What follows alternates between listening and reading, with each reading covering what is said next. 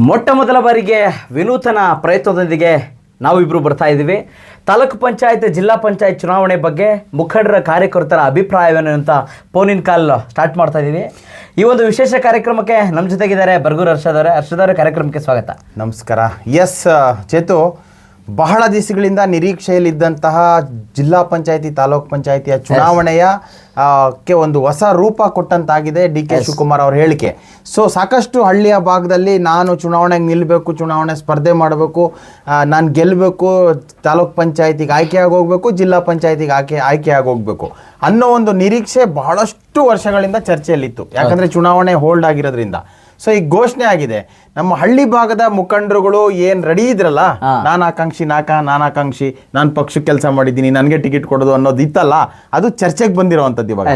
So ಅವ್ರನ್ನ ಕೆಲವು ಮುಖಂಡರುಗಳನ್ನ ನಾವೇ ಮಾತಾಡಿಸಿ ಅವ್ರ ಅಭಿಪ್ರಾಯವನ್ನ ಸಂಗ್ರಹ ಮಾಡುವಂತಹ ಒಂದು ವಿನೂತನವಾದಂಥ ಪ್ರಯತ್ನ ನಮ್ಮ ಮಾಧ್ಯಮದಿಂದ ಆಗ್ತಾ ಇದೆ.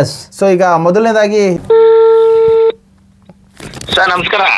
ಸೊ ನಮ್ಮ ಜೊತೆ ಇವಾಗ ಜಾಯ್ನ್ ಆಗ್ತಾ ಇದ್ದಾರೆ ಸಮಾಜ ಸೇವಕರು ಹಾಗೂ ಶಿವು ಚಂಗಾವರವರು ಜಾಯ್ನ್ ಆಗ್ತಾ ಇದ್ದಾರೆ. ನಮಸ್ತೆ ಶಿವು ಚಂಗಾವರವ್ರು, ಕೇಳ್ತಾ ಇದೆಯಲ್ಲ?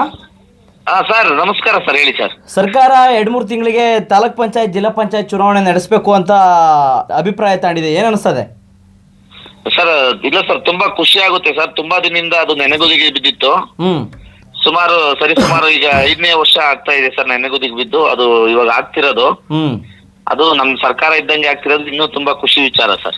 ಓಕೆ ಸರ್, ಈಗ ಸರ್ ಶಿವು ಚಂಗಾವರ ಸರ್ ಹೇಳಿ ಸರ್. ಸರ್, ಈಗ ಬಹಳಷ್ಟು ವರ್ಷಗಳಿಂದ ಆಸೆಯಲ್ಲಿದ್ದಂತಹ ಸಾಕಷ್ಟು ಅಭ್ಯರ್ಥಿಗಳಿಗೆ ಒಂದು ಸಂತೋಷದ ಸುದ್ದಿ ಇದು.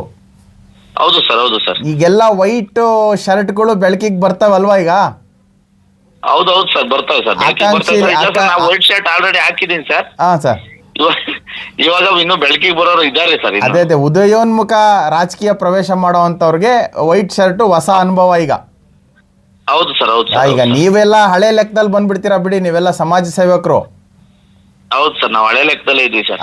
ಓಕೆ. ಈಗ ನೀವು ಬಡ ಕುಟುಂಬದಲ್ಲಿ ಹುಟ್ಟದವರು ಶಿವು ಚಂಗಾವರವರು, ಏನ್ ಅನಿಸ್ತದೆ, ರಾಜಕೀಯಕ್ಕೆ ಯಾಕೆ ಬರ್ಬೇಕು ಅನಿಸ್ತು ಸರ್? ನಾವು ತುಂಬಾ ಕಡುಬಡತನದಲ್ಲಿ ಹುಟ್ಟಿ ಬೆಳೆದವರು ಸರ್. ಒಂದ್ ತುತ್ತು ಊಟಕ್ಕೂ ಕಷ್ಟಪಟ್ಟು ಗುಡಿಸ್ಲು ಮನೆಗೆ ವಾಸ ಇದ್ದು ನಾವು ಈಚೆ ಬಂದು ನಮ್ಮ ಕಷ್ಟನ ನಾವು ಅನುಭವಿಸಿದ ಕಷ್ಟ ಇನ್ನೊಬ್ರು ಅನುಭವಿಸಬಾರ್ದು ಅನ್ನೋ ಒಂದು ಉದ್ದೇಶ ಇಟ್ಕೊಂಡು ನಾನು ದುಡಿದ ಒಂದು 50% ದುಡಿಮೆಯಲ್ಲಿ ಒಂದು ಸಮಾಜ ಸೇವೆ ಮಾಡ್ಕೊಂಡು ಬಂದಿದ್ದೀನಿ ಸರ್ ನಾನು.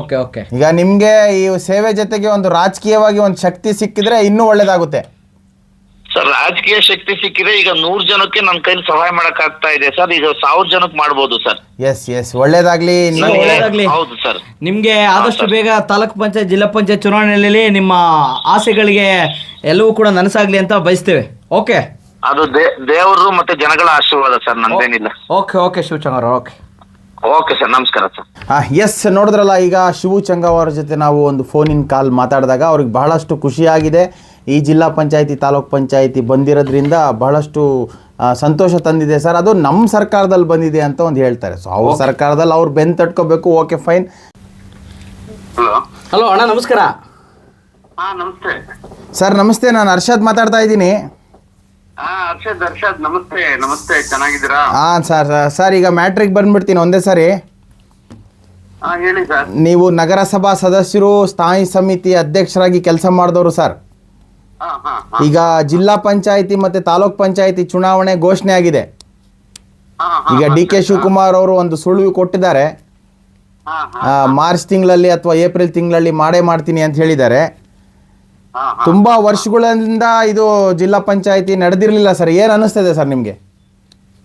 ಅಲ್ಲ ಆಕ್ಚುಲಿ ಚುನಾವಣೆ ಆ ಕಾಲಕ್ಕೆ ಸಂದರ್ಭಕ್ಕೆ ತಕ್ಕನಾಗಿ ನಡಿಬೇಕು ಹರ್ಷದ್ ಅವರೇ.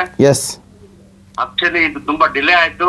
ಒಟ್ಟಲ್ಲಿ ಏನೋ ಒಂದು ಒಳ್ಳೆ ಡಿಸಿಷನ್ ತಗೊಂಡಿದೆ ಸರ್ಕಾರ ಕೂಡ. ಅದು ನಡೀಲಿ. ಯಾಕಂದ್ರೆ ಯಾವ್ದೇ ಒಂದು ಸ್ಥಳೀಯ ಸಂಸ್ಥೆ ಚುನಾವಣೆಗಳಲ್ಲಿ ಪ್ರತಿನಿಧಿಗಳು ಇರ್ಬೇಕು.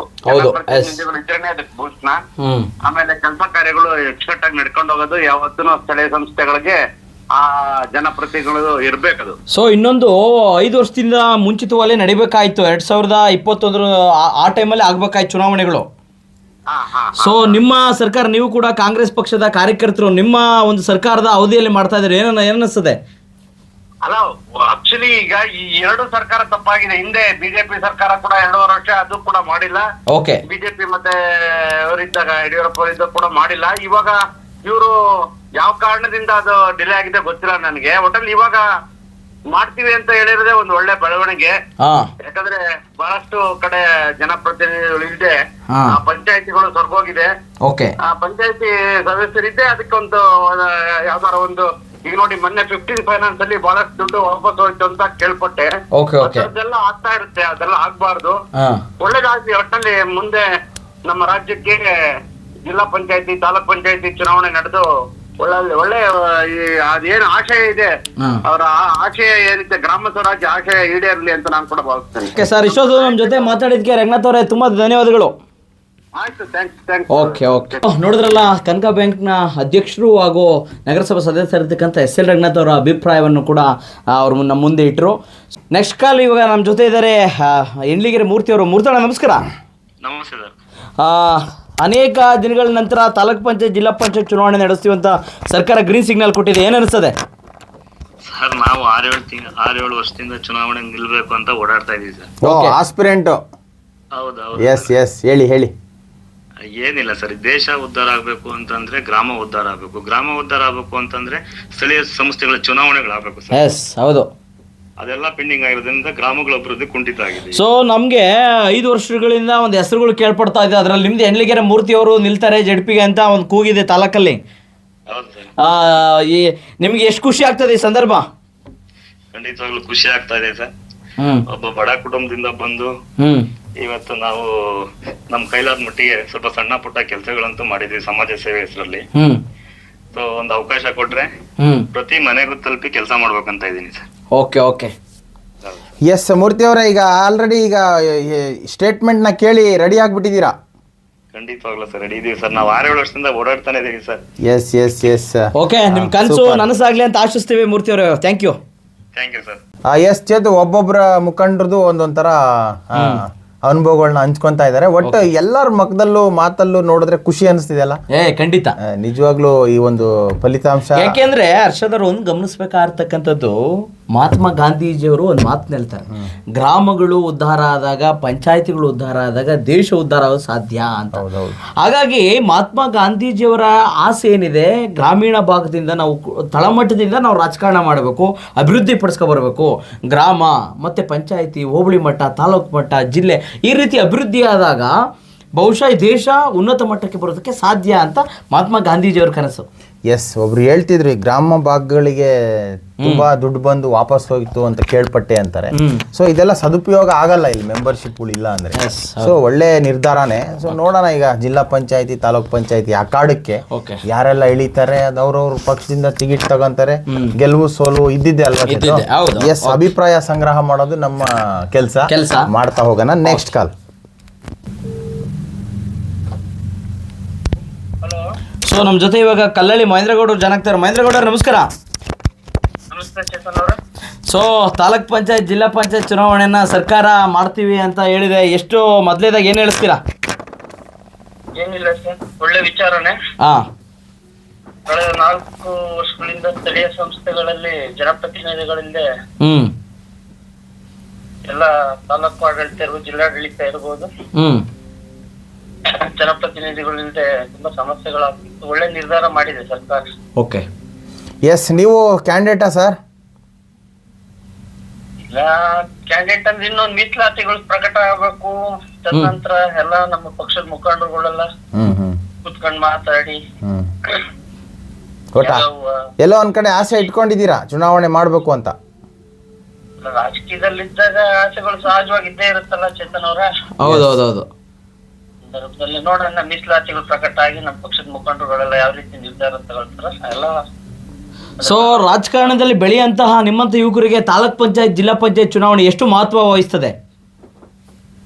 ಖಂಡಿತ ಇವತ್ತು ಸ್ಥಳೀಯವಾದಂತ ಆಡಳಿತಗಳು ಎಲ್ಲಾ ಕುಂದುಕೊರತೆಗಳನ್ನು ಬರೀ ಶಾಸಕರು ಇರ್ಬೋದು, ಇಲ್ಲ ಸಂಸದರು ನಿರ್ವಹಣೆ ಮಾಡಕ್ ಆಗೋದಿಲ್ಲ. ಯಾವ್ದೇ ಒಂದು PDO ಇರ್ಬೋದು, RI, VAಗಳು ಈ ತರದ ಕೆಲಸಗಳು ಬಂದಂತ ಸಂದರ್ಭದಲ್ಲಿ ಅದೆಲ್ಲ ಶಾಸಕರ ಹತ್ರ ಹೋಗ್ಬಿಟ್ಟು ನಾವು ನಮ್ಮ ಕುಂದುಕೊರತೆಗಳನ್ನ ಬಗೆಹರಿಸ್ಕೊಳಕ್ಕಾಗಲ್ಲ. ಸ್ಥಳೀಯವಾಗಿ ತಾಲೂಕ್ ಪಂಚಾಯತಿ ಅಥವಾ ಜಿಲ್ಲಾ ಪಂಚಾಯತಿ ಸದಸ್ಯರಿದ್ರೆ ಸ್ವಲ್ಪ ಅನುಕೂಲಗಳಾಗುತ್ತೆ ಅನ್ನೋದು ನನ್ನ ಅಭಿಪ್ರಾಯ. ಓಕೆ, ಥ್ಯಾಂಕ್ ಯು ಮಹೇಂದ್ರಗೌಡ ಅವರೇ. ಓಕೆ, ಧನ್ಯವಾದಗಳು. ಎಸ್ ಕಡೆಮನೆ ರವಿಕುಮಾರ್ ಅವರೇ, ಫೋನ್ ಇನ್ ಕಾರ್ಯಕ್ರಮಕ್ಕೆ ಸ್ವಾಗತ. ಥ್ಯಾಂಕ್ ಯು ಬರ್ಬೋದು ಹರ್ಷದ್ ಅವ್ರೆ. ಸರ್, ಈಗ ಬಹಳಷ್ಟು ದಿವಸದಿಂದ ನೀವು ಕೂಡ ರಾಜಕೀಯದಲ್ಲಿ ಇದ್ದೀರಾ. ಎಸ್ ಹೇಳಿ ಸರ್. ಈಗ ಜಿಲ್ಲಾ ಪಂಚಾಯತಿ ತಾಲೂಕ್ ಪಂಚಾಯತಿ ಚುನಾವಣೆ ಘೋಷಣೆ ಆಗಿದೆ. ಹೌದು, ಹೇಗೆ ಅನ್ನಿಸ್ತಿದೆ ನಿಮ್ಗೆ? ಚುನಾವಣೆ ನೋಡಿ, ರಾಜಕೀಯ ಪಕ್ಷಕ್ಕೆ ಚುನಾವಣೆ ಅನ್ನೋದು ಹಬ್ಬ ಇದ್ದಂಗೆ. ಎಸ್, ಹೌದು. ಯಾವುದೇ ಚುನಾವಣೆ ಬಂದ್ರು ಭಾರತ ರಾಷ್ಟ್ರೀಯ ಕಾಂಗ್ರೆಸ್ ಪಕ್ಷ ಎದೆಗೊಂದಲ್ಲ. ಓಹೋ, ನೀವು ಡೈರೆಕ್ಟ್ ಪಕ್ಷಕ್ಕೆ ಹೋಗ್ಬಿಟ್ರಿ. ಚುನಾವಣಾ ರಾಜಕಾರಣದಾಗೆ ಆ ಒಂದು ಚುನಾವಣೆಗಳನ್ನು ನಾವು ಸೆಲೆಬ್ರೇಷನ್ ತರ ಮಾಡ್ತೀವಿ. ಅದು ಯಾವುದೇ ಚುನಾವಣೆ ಇರಬಹುದು, Yes. ಅದನ್ನು ಅತ್ಯಂತ ಗಂಭೀರವಾಗಿ ಪರಿಗಣಿಸಿ ಪರಿಣಾಮಕಾರಿಯಾಗಿ ನಾವು ಸಂಘಟನೆ ಮಾಡಿ ಯಾವುದೇ ಚುನಾವಣೆ ಇರಲಿ ಗೆಲ್ತೀವಿ. ಈಗ ನಿಮ್ ಕ್ವಶನ್ ಕೇಳಿ. ಎಸ್, ಈಗ ಬಹಳ ದಿವಸದಿಂದ ಆಕಾಂಕ್ಷಿಗಳು ರೆಡಿಯಾಗಿದ್ರು, ಜಿಲ್ಲಾ ಪಂಚಾಯತಿ ತಾಲೂಕ್ ಪಂಚಾಯತಿ ಆಕಾಂಕ್ಷಿಗಳು. ಓಕೆ. ಇವತ್ತು ಚುನಾವಣೆ ಮಾಡಲಿಲ್ಲ, ಒಂದು ಟರ್ಮ್ ಹಾಗೆ ಹೋಯ್ತು. ನಾವೇನ್ ಕೆಲಸ ಮಾಡಿದ್ರು PDO RI ಹತ್ರನೇ ಹೋಗ್ಬೇಕು ಅನ್ನೋದೊಂದು ಇತ್ತು. ಓಕೆ, ರೈಟ್, ಹೇಳಿ. ಸೊ ಈಗ ಚುನಾವಣೆಯ ಆಕಾಂಕ್ಷಿಗಳು ಬಹಳ ಖುಷಿಯಿಂದ ಇದ್ದಾರೆ ರವಿ ಅವರೇ. ಹೇಳಿ ಹೇಳಿ ಹೇಳಿ. ಈಗ ಇದ್ರಲ್ಲಿ ನಿಮ್ ಪಾತ್ರನೂ ಇರ್ತದಾ? ನಮ್ ಪಾತ್ರ ಅನ್ನೋದಕ್ಕಿಂತ ನಮ್ ಪಕ್ಷ ಏನ್ ಜವಾಬ್ದಾರಿ ಕೊಟ್ರು ನಿರ್ವಹಣೆ ಮಾಡ್ತೀವಿ. ಹಾ. ನಮ್ಮ KPCC ಇರ್ಬೋದು, ಅಥವಾ ಜಿಲ್ಲಾ ಘಟಕ ಇರ್ಬೋದು, ತಾಲೂಕ್ ಘಟಕ ಇರ್ಬೋದು, ನಮ್ಮ ಶಾಸಕರು, ದೆಹಲಿ ವಿಶೇಷ ಪ್ರತಿನಿಧಿ TB ಜಯಚಂದ್ರ ಸಾಹೇಬ್ರು ಏನ್ ಗೈಡ್ ಲೈನ್ಸ್ ಮಾಡ್ತಾರೋ ಆ ರೂಟ್ ಅಲ್ಲಿ ನಾವು ಹೋಗ್ತೀವಿ. ಸರ್ವ ರೀತಿ ಪ್ರಯತ್ನ ಮಾಡಿ ಈ ರಾಜ್ಯದಾಗೆ ಜಿಲ್ಲಾ ಪಂಚಾಯತ್, ತಾಲೂಕಾ ಪಂಚಾಯತ್, ಗ್ರಾಮ ಪಂಚಾಯತ್ ಎಲ್ಲಾ ಚುನಾವಣೆಗಳಲ್ಲೂ ಕಾಂಗ್ರೆಸ್ ಅಧಿಕಾರಕ್ಕೆ ಬಂದೇ ಬರುತ್ತೆ. ಎಸ್ ರವಿ ಅವರೇ, ಅಷ್ಟೇ ಸತ್ಯ ಹೇಳಿ. ಎಸ್ ಈಗ ಚುನಾವಣೆ ಸ್ಟಾರ್ಟ್ ಆಗ್ಲಿ, ಆಮೇಲೆ ಕಾಂಗ್ರೆಸ್ ಬರುತ್ತೋ ಬಿಜೆಪಿ ಬರುತ್ತೋ ಅದು ನಿಮ್ಮ ಶಕ್ತಿ ತೋರಿಸ್ತದೆ. ಅಧಿಕಾರ ವಿಕೇಂದ್ರೀಕರಣದಲ್ಲಿ ಲೋಕಲ್ ಬಾಡಿ ಚುನಾವಣೆಗಳು ತುಂಬಾ ಪ್ರಮುಖ ಪಾತ್ರ ವಹಿಸ್ತವೆ. ಈಗಾಗಲೇ ತಾವು ಹೇಳಿದ್ರಿ, ಅಧಿಕಾರಿಗಳಿಗೆ ಅಲಿಯೋದು ತಪ್ಪುತ್ತೆ. ಜನಪ್ರತಿನಿಧಿ ಇದ್ರೆ ಸ್ವಾಭಾವಿಕವಾಗಿ ಎಲ್ರೂ ಕೆಲಸಗಳು ಸರಾಗವಾಗಿ ಆಗ್ತವೆ, ಚುನಾವಣೆ ಬೇಗ ಆಗ್ಲಿ. ಆಯ್ತು, ಓಕೆ. ಇಷ್ಟೊತ್ತು ನಮ್ಮ ಜೊತೆ ಮಾತಾಡಲಿಕ್ಕೆ ಧನ್ಯವಾದಗಳು. Thank you so much. Okay, ಇವಾಗ ನಮ್ಮ ಜೊತೆ ಜಾಯ್ನ್ ಆಗ್ತಾ ಇದ್ದಾರೆ ಮಾಜಿ ಜಿಲ್ಲಾ ಪಂಚಾಯತ್ ಉಪಾಧ್ಯಕ್ಷರು ಮುದಿಮಠ ರಂಗಸೋಮಣ್ಣ ಅವರು. ರಂಗಸೋಮಣ್ಣ ಕಾರ್ಯಕ್ರಮಕ್ಕೆ ಸ್ವಾಗತ. Thank you brother. ಸೊ ನೀವು ಕೂಡ ಜಿಲ್ಲಾ ಪಂಚಾಯತ್ ಉಪಾಧ್ಯಕ್ಷರಾದವರು, ಸರ್ಕಾರ TP ತಾಲೂಕ್ ಪಂಚಾಯತ್ ಜಿಲ್ಲಾ ಪಂಚಾಯತ್ ಚುನಾವಣೆ ಮಾಡಬೇಕು ಅಂತ ನಿರ್ಧಾರ ತಗೊಂಡಿದೆ, ಏನು ಅನಿಸ್ತದೆ? ಅಲ್ಲ, ಮೊದಲು ಈ ಸರ್ಕಾರ ಜಿಲ್ಲಾ ಪಂಚಾಯತ್ ತಾಲೂಕ್ ಪಂಚಾಯತ್ ಸ್ಥಾನ ರಿಸರ್ವೇಶನ್ ಇದೆಯಲ್ಲ, ಅದನ್ನ ನಿಗದಿಗೊಳಿಸಿ. ಆನಂತರ ಇವ್ರು ಮಾಡ್ತಾರೆ ಇಲ್ಲ ನೋಡೋಣ. ಒಟ್ಟಾರೆ ರಂಗಸಮಣ್ಣ ಅವರೀಗ ಚುನಾವಣೆ ನಡೀತದೋ ನಡೆಯಲ್ವೋ ಅನ್ನೋದೇ ಡೌಟಾ ಅಂತ? ಹೌದು. ಎಸ್ ಈಗ ಇವರು ಇನ್ನು ಮೀಸಲಾತಿಯನ್ನೇ ಜಾರಿಗೊಳಿಸಿಲ್ಲ. ಯಾವ್ಯಾವ ಕ್ಷೇತ್ರ ಯಾವ್ಯಾವ ಸಮುದಾಯಕ್ಕೆ ಮೀಸಲಾಗುತ್ತೆ ಅನ್ನೋದೇ ಗೊತ್ತಿಲ್ಲ. ಇತ್ತೀಚಿನ ದಿನಮಾನಗಳಲ್ಲಿ ಏನು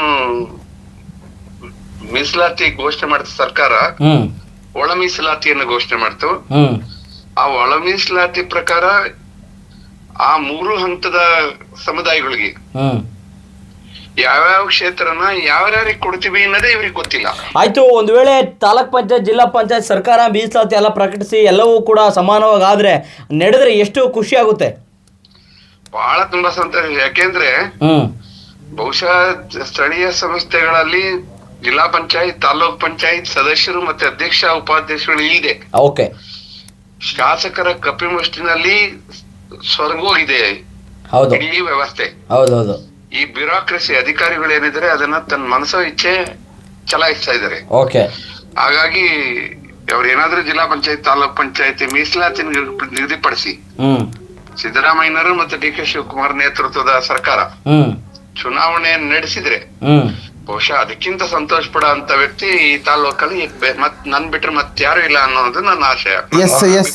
ಎಸ್ ರಂಗಸ್ವಾಮಿ ಅವರ ಇನ್ನೊಂದು ಪ್ರಶ್ನೆ. ಈಗ ನೀವು ತುಂಬಾ ಹಿರಿಯ ಜಿಲ್ಲಾ ಪಂಚಾಯತಿಯ ಸದಸ್ಯರು, ನಿಮ್ಮ ಟೈಮಲ್ಲಿ ನಡೆದಂತ ಚುನಾವಣೆಗೂ ಈಗ ನಡೆದ್ರೆ ಚುನಾವಣೆಗೂ ವ್ಯತ್ಯಾಸ ಏನನ್ನ ಕಾಣಿಸ್ತದ? ನಮ್ಮ ಕಾಲದಲ್ಲಿ ನಡೆದಂತ ಚುನಾವಣೆ ಪಕ್ಷ ಮತ್ತು ವ್ಯಕ್ತಿ ಆಧಾರಿತವಾಗಿ ನಡೀತಾ ಇದೆ. Yes, okay. ದಂಡ ಮಾಡ್ಕೊಂಡು ಚುನಾವಣೆ ಮಾಡ್ತಿದ್ವಿ.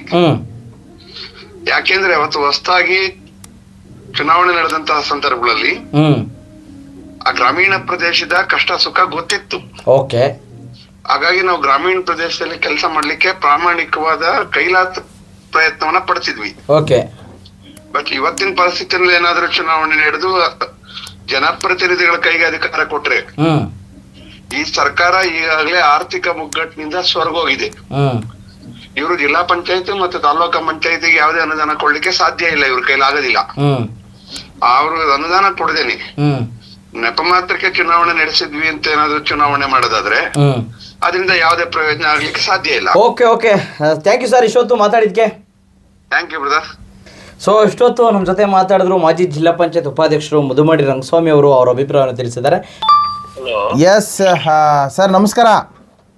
ಸರ್ ನಮಸ್ತೆ, ಹೇಳಿ ಸರ್. ಈ ಫಕ್ರುದ್ದೀನ್ ಸಾಬ್ರಲ್ವಾ ಮಾಜಿ ಗ್ರಾಮ ಪಂಚಾಯತಿ ಸದಸ್ಯರು? ಎಸ್ ಬರ್ಗೂರ್ನವರು. ಓಕೆ ಸರ್, ಈಗ ಜಿಲ್ಲಾ ಪಂಚಾಯತಿ ತಾಲೂಕ್ ಪಂಚಾಯತಿ ಚುನಾವಣೆ ಘೋಷಣೆ ಆಗಿರೋವಂಥದ್ದು. ಸೊ ಹೇಗೆ ಅನ್ನಿಸ್ತಿದೆ, ನಿಮ್ಮ ಅಭಿಪ್ರಾಯ ಹಂಚ್ಕೊಳ್ಳಿ ಸರ್. ಅಲ್ಲ ಸರ್, ಹಾಂ, ವರ್ಷಾನ್ಗಟ್ಲೆ ನೆನಗುದಿಗ್ ಬಿದ್ದಿರ್ತಕ್ಕಂಥದ್ದು ಜಿಲ್ಲಾ ಪಂಚಾಯತಿ ತಾಲೂಕ್ ಪಂಚಾಯತಿ ಸದಸ್ಯರು ಕೈ ಸಿಗ್ತಾರಂದ್ರೆ ಬರಭೂವಿನಲ್ಲಿ ನೀರ್ ಸಿಕ್ತಂಗಲ್ವೇ ಸರ್? ಹೌದಾ? ಓಕೆ. ಮತ್ತೆ ಗ್ರಾಮದ ಅಭಿವೃದ್ಧಿ, ಎಸ್, ಆಮೇಲೆ ನಮ್ದೇ ಆದಂತ ಪ್ರತಿನಿಧಿ ಬೆಳಿಗ್ಗೆ ಸಾಯಂಕಾಲ ಮಾತುಕತೆ ಅಭಿವೃದ್ಧಿ ಬಗ್ಗೆ ಓಕೆ ಇವೆಲ್ಲ ಅನುಕೂಲ ಆಗುತ್ತೆ ಸರ್. ಓಕೆ. ನೀವು ಗ್ರಾಮ ಪಂಚಾಯತಿ ಮೆಂಬರ್ ಆದವರು ಟಿಪಿ ಏನಾನ ಆಸ್ಪಿರೇಟ್ ಇದ್ದೀರಾ? ಓ ನೋಡೋಣ ಸರ್, ದೇವ್ರ ನಿಮ್ಮಂತರ ಆಶೀರ್ವಾದ ಇದ್ರೆ ಬಂದ್ಬಿಡೋಣ.